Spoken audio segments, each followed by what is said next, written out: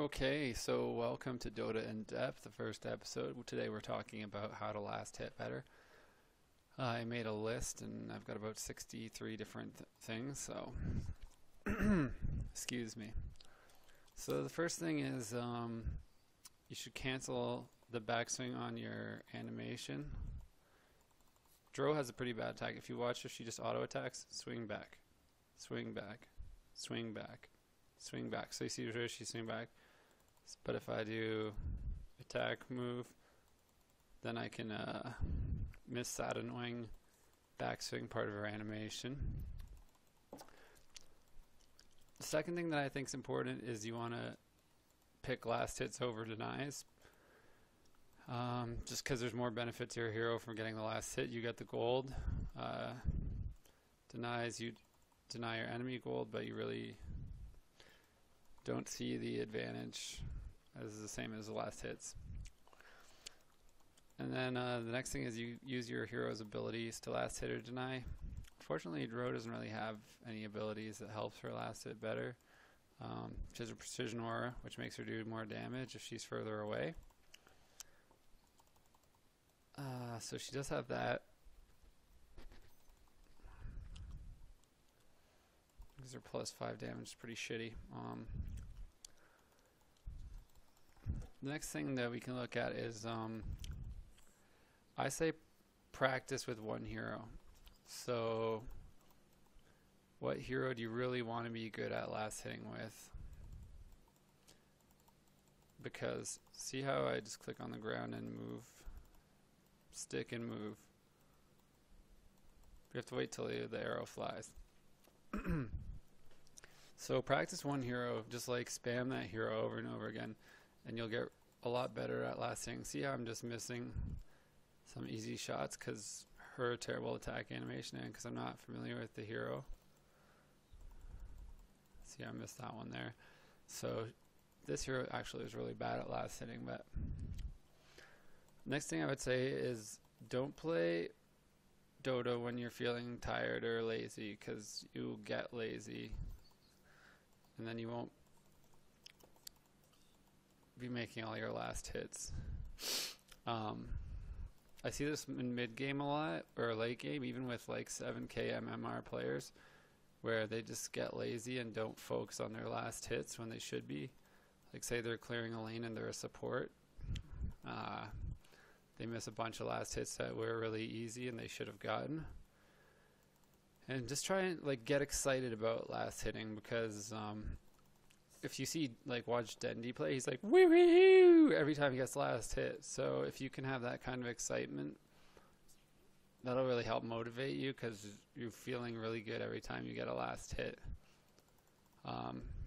And each last hit could be winning or losing the game. Like say you don't have enough money for a critical buyback or to buy a BKB or something like that, then it could be the end of the game for you just because you didn't get one last hit. Here's another tip: is don't shoot uphill, go uphill, because you have a 25% miss rate when you're on a hill, and that means that you'll miss 25% of your last hits if you're shooting uphill. So that's really important. And then learn about creep aggro. So okay, I'll spawn an enemy here. See how all these guys are here and I don't want to be near the tower, so if I just attack X, see how the creeps come towards me, they aggro me temporarily. That pulls them towards me and it makes it easier, especially if Axe was like coming after me, if the creeps are closer to me. So be mindful of the creep aggro and last thing. See now I'm shooting downhill. This is more of an ideal situation, especially if you're playing mid. So if you're playing a ranged hero, a lot of people like play back here and say Axe is up here.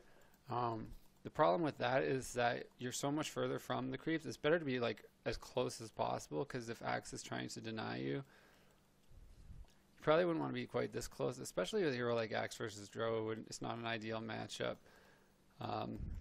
But if you, I like to stand as close as possible to the creeps that makes sense, that doesn't put me in additional danger, because not only do I get more attacks because I'm closer, Also, if I'm contesting last hits with someone else, I'm much more likely, especially if they're range 2, because then they have the disadvantage of their projectile time. Well, you're right there, so there's almost no time for your projectile to travel. So the other thing too is, like, you can see with, I just right click on my own heroes, you can set in your options to, if you, where is it? Options, right click to force attack. So if you turn that on, that will allow you to attack your own creeps when they're below 50%. And that's just makes it easier to deny. Also, if you watch the range creep attack, range creeps tend to do more damage and take more damage. So see, like, maybe they're getting a tower bonus here. No, so I've got 4 armor. Oh, it's because I have the ring. So melee have 2 armor, range have 0 armor, and range have 300 hit points, melee have 550. So be mindful of that when timing your last hits. With range, you can shoot a lot sooner. Like, that was the very last moment. I really didn't need to shoot it that late, especially if you are contesting last hits with somebody, because that will make it more difficult for you. So watch the range creeps and watch the catapult. The catapult fires really a lot faster than the range creeps, and it's kind of annoying, but if you keep an eye on those, you can see when it's time to have. So range hits, now it's my, see, I just shot it just before the range creep shot it, and I got the last hit. So be mindful of that. Be mindful of how many, see, like right now, this is not a situation you'd want to be in, because you have so many range creeps. They'll be pushing the lane, put you at a disadvantage if you don't want the lane out of control.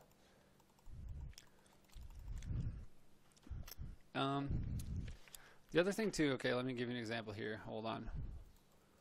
Let's kill some creeps with axe first. Give him a call.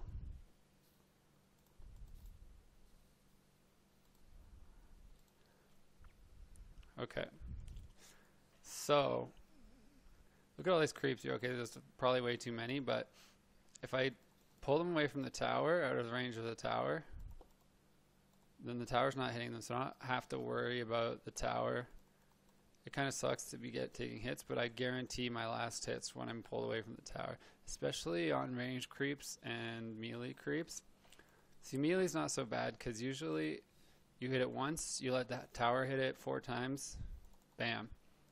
Hit it once, the tower hit it, bam. See how easy it is for me with the melee creeps? If you just know, because I see a lot of pros fuck this up, but like, it's super easy.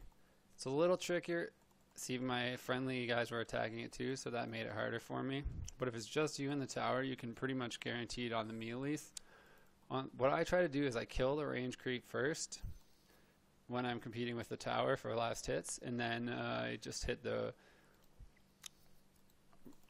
melee creeps once, and then let the tower hit it 4 times, and then I hit the melee creep.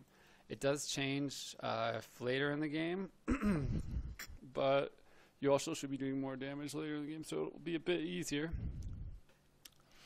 And the other thing I don't like to do is I don't like to auto attack, because some people just stand here, bow, bow, bow, bow. See, I missed that one, bow, bow. So that's just laziness, and I might miss all 4 of those. See, I missed, just by being lazy, I missed a bunch of last hits there. So watch replays of your play and see what you're doing wrong. That's another tip, because especially when you're playing a game, there's a lot going on. You don't necessarily know, but when you watch a replay, it can really highlight what you're doing wrong with your last hitting. And then watch it. It's a bit much, but if you watch every single creep in the lane and when they're attacking, it gives you an idea of when you should attack next. Like, see how fucking easy it is to hit under towers? Like, people make it like it's so hard, but it's really fucking easy.